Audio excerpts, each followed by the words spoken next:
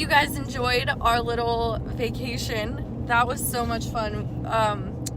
I didn't start the video this morning because I wanted to start it down next to the boat, but it was super, super windy, and I just decided I would not even begin the video with my normal introduction. We are back in Boise. Our plane just landed like, I don't know, 20-30 minutes ago, and we decided to end our trip videos that we would do a highlight of our trip and some not so highlighted parts of our trip. Starting at day one, it was super rainy, and that was not ideal, but honestly I think that we did the best with what we had, and we took a little walk. All that was really fun. Good fun. And we finally took a walk, which the only time I'm walking is to the kitchen to get more food. And so it was a good change of physical activity for myself.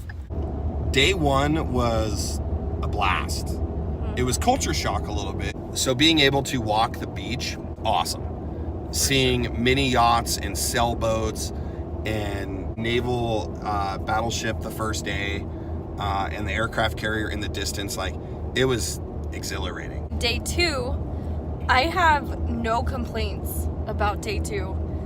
We got to go see the USS Midway, and if you're gonna make a trip to San Diego, I highly recommend, 10 out of 10 would recommend all of that. And going down towards the city, downtown, there's a ton of little shops right outside, so it's more of a village. Everything there is kind of Spanish themed.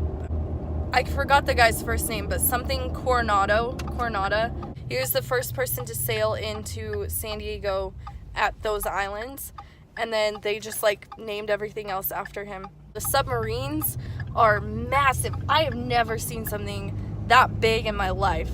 Day two was a blast. Yeah, I have zero complaint. Being able to tour the aircraft carrier, learn the history of the aircraft carrier, the history of the island. At one point in time, that was the largest ship ever. For 10 years. For 10 years. Yeah. That's I think the largest naval ship. It didn't get to go into battle. It was finished 3 days after battle.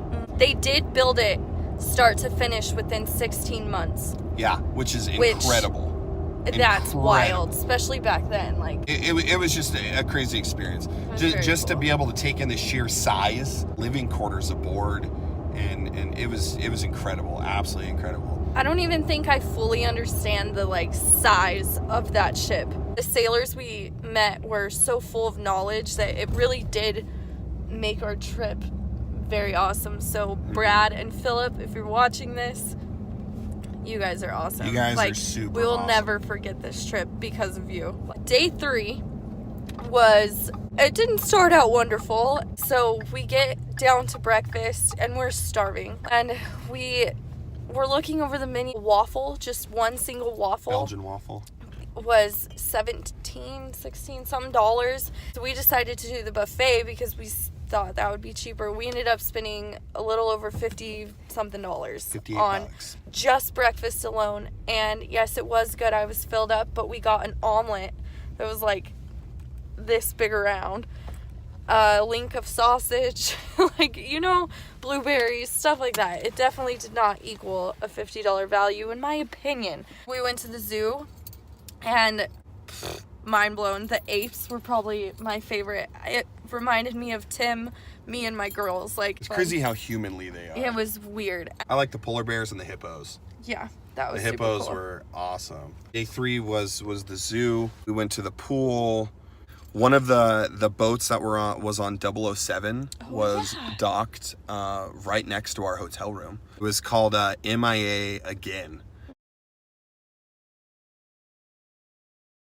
which was an exciting piece of knowledge to have. It's Kansas City Barbecue, made famous for the bar scene in Top Gun, where he sings the Loving Feeling song and all that jazz. Super cool. I got a picture of Maverick. They had an impersonator there, and it is crazy how much he looks like him. Absolutely crazy.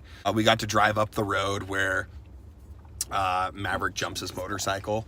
For my younger viewers out there, if you've never seen Top Gun, I hadn't either. I still haven't. I don't know anything of what he's talking about. And that night, we go back to the hotel, and I was like begging Tim every night that we could go down to the swimming pool. Thank goodness we went, because that's where we met Brad and Philip. They invited us out on their boats, and we got to tour them that night, so we kind of knew what to expect and stuff like that. And then we made plans to meet up with them in the morning, and apparently people pay over $200 to go on a sailboat tour for like an hour. And we got it for free just because we made friends with them. Like, we were very blessed. And the whale that you guys saw, that doesn't happen.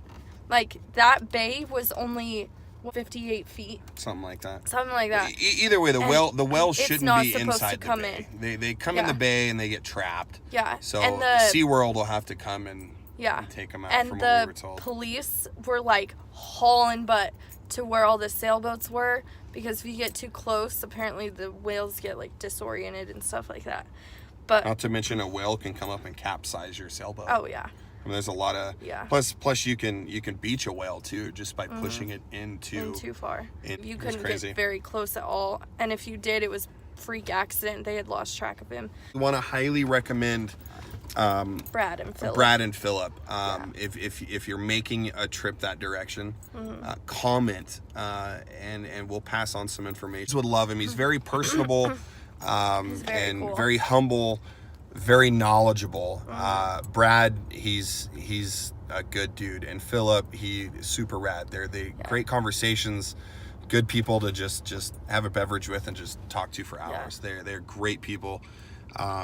Philip has only been sailing for 1 year, and I've never seen, like, he would have, I don't know, I thought he'd been doing it. He seemed like a pro. I thought he'd been doing it for like 10 years. Like, he knew exactly where everything needs to go. But I guess when it comes to the ocean and your life, you have no other choice but to know your stuff. Don't expect to go to San Diego and get a handout from them. They're oh no. Don't take advantage of these people. These people are so kind. But they will show you around, and they are a wealth of knowledge, and they're good to hang out with. They live there in the bay, so I would definitely make that a point to meet them. They're amazing people. And we were the first people that they've taken on a tour that saw a whale. So I thought it was a humpback whale. Humpback whale. Yeah. And then after today, they offered to drive us to the airport. Like, they are just the coolest people. Like, super good people. The coolest We're people. truly blessed to have had this adventure and to have meeting the people that we have met. There's a stereotype, like, Californians are always jerks and stuff like that. I didn't meet one rude person the entire time that we were there. Very blessed. I'm glad to be home with our Idaho friends that made this trip possible. Like, that's super cool. Thanks, Drew. And wrap up this video because I'm really tired. I know. Thank you guys so much for watching all 4 of our videos. We had the time of our life, and I hope that we can make some more travel vlogs very soon, because I'm ready to see palm trees again. This whole snow thing ain't my thing. But alright, thanks so much for watching. Don't forget to like, comment, subscribe, check out all of our other videos, and we will see you next time.